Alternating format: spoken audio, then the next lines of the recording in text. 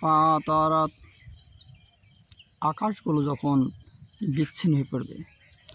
ওয়াইজাল কাওয়াকিবু তাসারাত, এবং নক্ষত্র রাশি যখন খুশি খুশি পড়বে।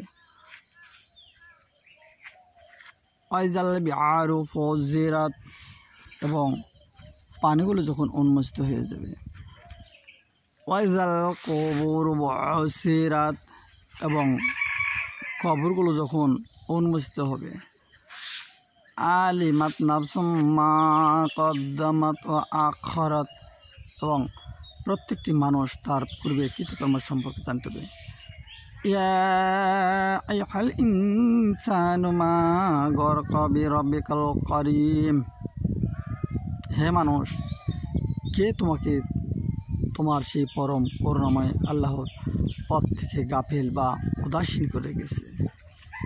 এটি সূরা ইনফিতর 82 নম্বর সূরার প্রথমত 6টি আয়াতে কারিমা তেলাওয়াত করলাম। এই আয়াতে কারিমাগুলোর মধ্যে যথেষ্ট বৈজ্ঞানিক ভিত্তি রয়েছে।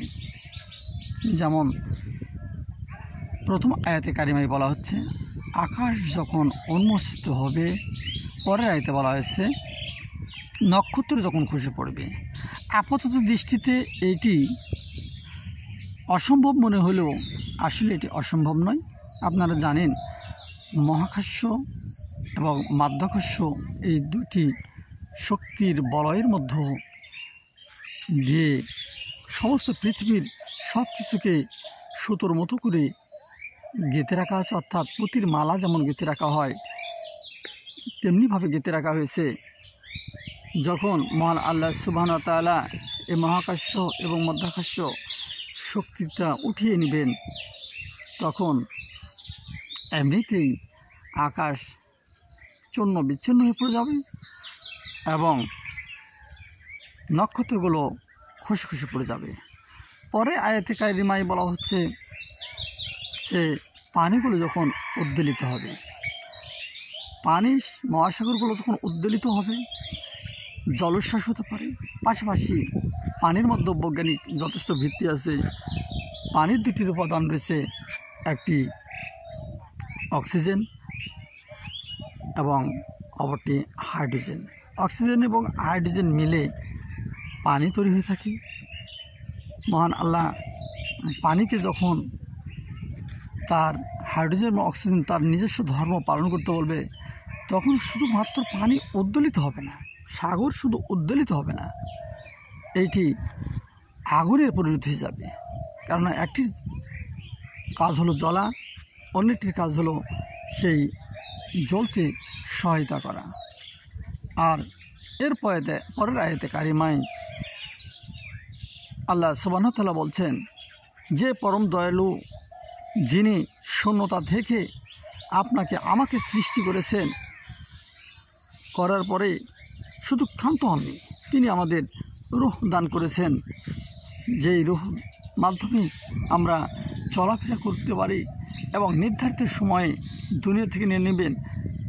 সমস্ত দিক বিবেচনা করে অবশ্যই মহান আল্লাহ সুবহানাহু ওয়া তাআলা আমাদের জন্য একজন পরম দয়াল, যিনি পরম দয়ার মাধ্যমে পৃথিবীতে টিকে রেখেছেন।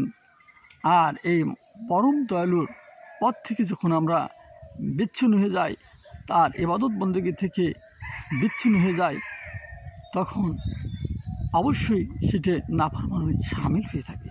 তাই আল্লাহ সুবহানাহু ওয়া তাআলা বলছেন যে হে মানুষ, কে তোমাকে তোমার সেই পরম দয়ালু আল্লাহর পথ থেকে উদাসীন করে গেছে। একজন মানুষ যদি তার জন্ম নিয়ে ভাবে, তাহলেও তার মাথা তার রবের উদ্দেশ্যে মাটিতে লুটিয়ে পড়ার কথা, অথচ তা হয় না।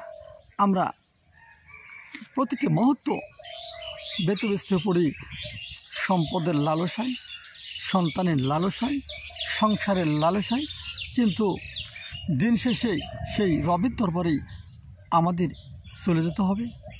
তাই আসুন আমরা এই আয়াতে কারিমাগুলো দেখে যে আল্লাহ আমাদেরকে বোঝার তৌফিক দিয়েছেন এবং এই আয়াতে কারিমাগুলোর মধ্যে যথেষ্ট বৈজ্ঞানিক ভিত্তি রয়েছে, এভাবে আসুন আমরা সেই রবের উদ্দেশ্যে ইবাদত করি। আরেকটি কথা না বললেই নয়, আমাদের জীবনের প্রতিটি কর্মই ইবাদত, যদি সেটি হয় আল্লাহ সুবহানাহু ওয়া তাআলার দেখানো পথ এবং যেটি নিষেধ করেছেন সেই পথ থেকে দূরে থাকা, আর যা করতে বলেছেন তা করা।